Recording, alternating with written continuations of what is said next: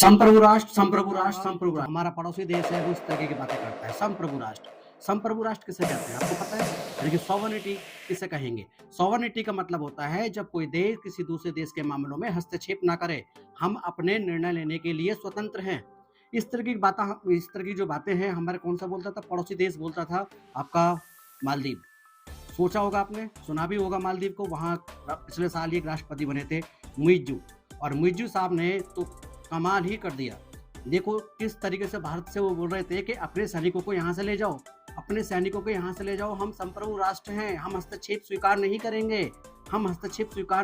इस तरीके की बातें बोल रहे थे मुइज्जू, मालदीव के राष्ट्रपति। ये इतना खतरनाक आदमी है, आप सोच नहीं सकते, इतना खतरनाक आदमी है।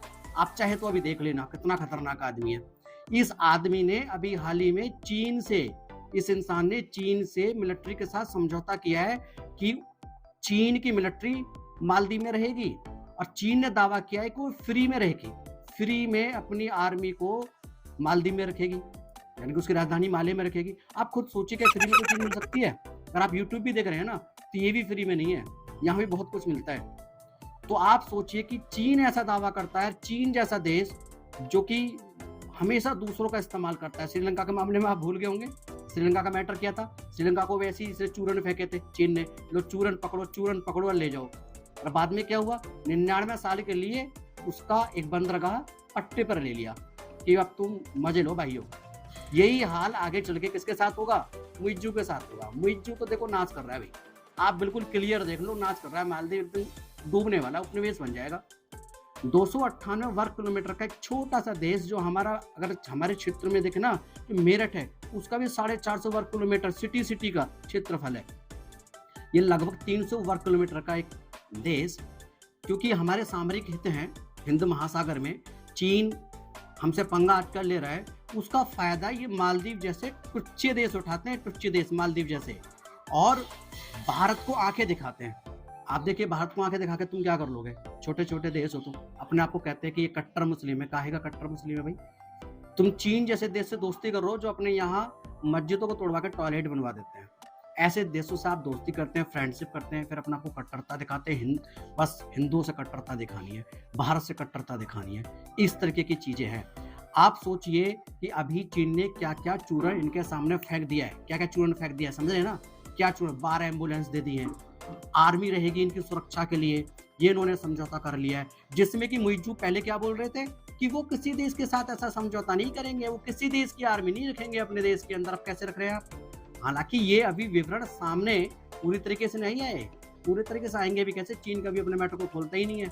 आ जाएंगे धीरे धीरे, बिक जाएगा ना देश, उपनिवेश बन जाएगा, चीनी उपनिवेश, पैसा चीनी उपनिवेश। यहाँ जहाँ आंग झांग झी, यहाँ लोग रहने लगेंगे, खाने लगेंगे बिच्छू मकड़ी कीड़े मकोड़े, तब समझ में आ जाएगा कि कहाँ चला गया ये मालदीव। देखिए, मालदीव की अगर लोकेशन की बात करें तो ये हिंद महासागर में एक देश है जो भारत के करीब है। 8 डिग्री चैनल से भारत से अलग होता है। 8 डिग्री चैनल यानी कि लक्षद्वीप की तरफ से अगर आप देखेंगे तो उसके साउथ में मालदीव एक छोटा सा देश है जो पर्यटन स्थल के लिए जाना जाता है, और पर्यटक यहाँ पर आते हैं टूरिस्ट पर इसकी इकोनॉमी टिकी हुई है। वहाँ खेती तो उतनी है, समुद्र के बीच में छोटा सा द्वीप है, क्या खेती होगी? कुछ भी खेती नहीं होती, दूसरे देशों की मदद से तो टिकता है। आप देखिए भारत ने इस देश के साथ कितने एहसान किए, ये एहसान फरामोश देश निकला। ये कितने एहसान किए आपको पता है? भारत ने क्या क्या एहसान किए इस देश के साथ? मालदीव के साथ भारत के बहुत एहसान है, कुछ एहसान मैं आपको गिनवा सकता हूँ। वो एहसान कौन कौन से हैं देख लीजिए। स्टार्टिंग कर रहा हूँ मैं 1988 से, 1988 से ऑपरेशन कैक्टस चलाया भारत ने। जानते हो ऑपरेशन कैक्टस? ऑपरेशन कैक्टस क्या था? ऑपरेशन कैक्टस का मतलब था मालदीव को बचाना। जब वहां की गयूम सरकार खतरे में आ गई थी, उसका तख्ता पलट होने वाला था, राजीव गांधी के पास फोन जाता है, और फोन आता है राजीव गांधी के पास कि भाई साहब बचा लो। तो भारत की सेना जाती है और मालदीव के राष्ट्रपति को बचाती है, सुरक्षा में उसको रखती है, निकालती है, उस देश को बचाती है। लेकिन ये देश आज भूल गया। किसी के साथ कितना भी आसान कर लो, भूल ही जाता है, यही भूल गया। ऑपरेशन कैक्टस, जो कि दुनिया में सबसे सफल अभियान माना जाता है, बिना कोई हानि किए हमने मालदीव को बचाया। और कितनी सहायता की है। 2004 में सुनामी आई थी ना, आपको पता होगा, तमिलनाडु में भी आई थी। तो छोटा सा देश यही बेचारा सुनामी में फंस गया, तुरंत सहायता पहुंचाई गई इस देश के लिए, तुरंत सहायता पहुंचाई गई थी। एहसान फरामोश है, भूल गया। 2014 में इनका वाटर प्लांट फेल हो गया।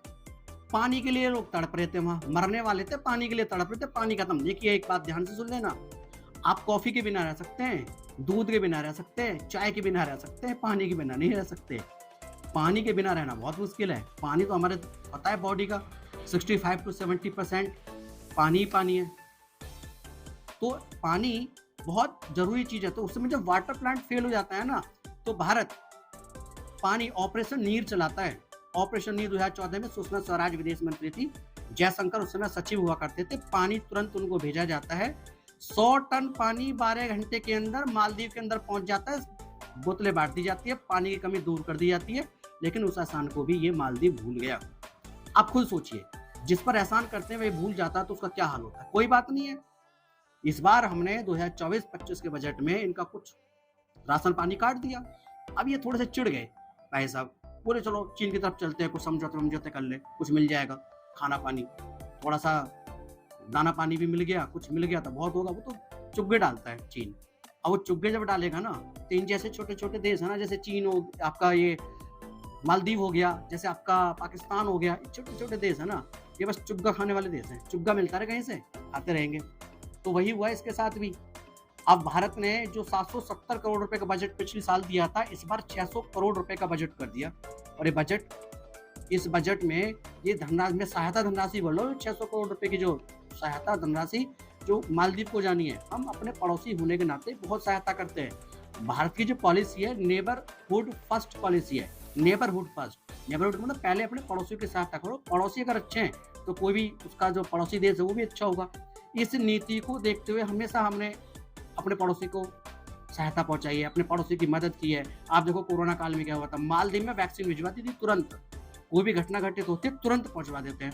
लेकिन ये एहसान फरामोश देश है, ये कभी भी किसी का एहसान नहीं मानते। इसलिए कभी कभी तो लगता है ना कि एहसान ही मत करो बस किसी। तो इस तरीके से उन्होंने किया है भारत के साथ। मतलब चीन के हाथों कठपुतली बन रहे हैं, भारत को घेरने के लिए भारत के दुश्मनों से मिल रहे हैं। भारत के साथ तुम क्या करोगे? भारत हजारों साल से भारत का अस्तित्व मिटाने वाला कोई पैदा नहीं हुआ, तुम क्या मिटाओगे? चीन क्या मिटाएगा? वहाँ का ना तो कल्चर है कोई, वहाँ ना कोई पॉलिसी है, बस शोषणवादी नीति, दूसरे देशों पे कैसे कब्जा करना है, साम्राज्यवादी पॉलिसी है। ऐसा आप कितना भी कोशिश कर लेना, चाहे आप पाकिस्तान कोशिश कर ले, चाहे मालदीव कोशिश कर ले, लेकिन तुम भारत को डिगा नहीं सकते, भारत का कुछ नहीं कर सकते। कैसे पिटे थे पता होगा आपको, तो आप देख लीजिए कैसे चीनी सैनिकों को पीटा गया था। वो हालत होने वाली है अब तुम्हारी, फिर पिटोगे सारे के सारे। और मालदीव तुम्हारा तो वही हाल होना है जैसे श्रीलंका का हो गया। पाकिस्तान का तो खैर होना है, तो बिकना है, वो तो चीनी उपनिवेश बनने वाला है। उसकी तो टोटल अर्थव्यवस्था में 47% कर्ज ही कर्ज है। क्या कर सकता है? कुछ नहीं कर सकता। अब देखिए आगे क्या होगा। हम बहुत ही जल्दी आपको फिर से एक वीडियो में दिखाएंगे कि किस तरीके से मालदीव में क्या क्या ड्रामे होने वाले हैं। हालांकि वहाँ के भी कुछ विपक्षी हैं जो भारत के फेवर में, वो चाहते हैं भी भारत पड़ोस में है। अगर कोई आफत आती है, कोई प्राकृतिक आपदा आती है, तो सबसे पहले सहायता कौन करेगा? भारत करेगा, करीबी है, ऐसा नहीं है नहीं किया है, ये सब कुछ किया है हमने और फिर से होने वाला है। कुछ आपदा आएगी तो चीन उधर से उड़ के नहीं आएगा, इतनी देर में तुम सहायता कर देते हैं। खैर, भारत की तो संस्कृति रही है मानवता की, हम मानवता में हमेशा आगे रहे। हमारे उदाहरण है तो हमारे हजारों साल से उदाहरण दे सकते हो हमारे कल्चर के। हम अपने कल्चर से तो कोई पीछे हटने वाले नहीं है। आज भी हमने तुम्हारे लिए 600 करोड़ रुपए सहायता राशि आपके लिए लगा दी है एक तरफ, कि भाई रख दी कि हाँ भी मालदीव में कोई अगर आपदा आती है तो हम उसके लिए रेडी हैं। लेकिन जब तुम्हें एहसान फरामोश देश हो तो हम उसके बारे में क्या कह सकते हैं। तो आप समझ गए होंगे। तो आप समझिए कि कैसे एहसान फरामोश से हमें बच के रहना है, ध्यान रखना है। Thank you. मैं नीरज कुमार, आज के लिए इतना ही काफी।